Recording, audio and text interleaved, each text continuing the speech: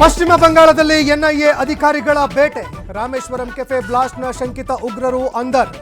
ಆರೋಪಿಗಳನ್ನು ಬೆಂಗಳೂರಿಗೆ ಕರೆತರಲಿದೆ ತನಿಖಾ ತಂಡ. ನಮ್ಮ ಭಾಗಕ್ಕೆ ಮೋದಿ ಬಂದೋದ್ರು ಏನೂ ಮಾಡಿಲ್ಲ. ರೈತರ ಆದಾಯ ಹೆಚ್ಚು ಮಾಡ್ತೀನಿ ಅಂತ ಮರ್ತೇ ಬಿಟ್ರು.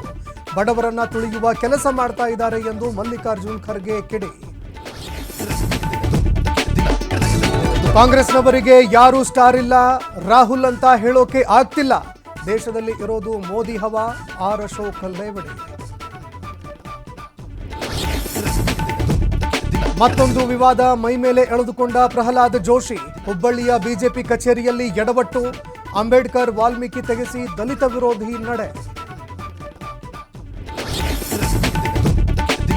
ಸೌಜನ್ಯ ಪರ ಹೋರಾಟಗಾರರಿಂದ ಹೊಸ ಅಭಿಯಾನ. ಮಂಗಳೂರಿನಲ್ಲಿ ನೋಟಾ ಕ್ಯಾಂಪೇನ್ಗೆ ಕರೆ. ದಕ್ಷಿಣ ಕನ್ನಡಕ್ಕೆ ಮೋದಿ ಆಗಮನ ಹೊತ್ತಲ್ಲೇ ಉತ್ತರ ಕೊಡಲು ಪ್ಲಾನ್.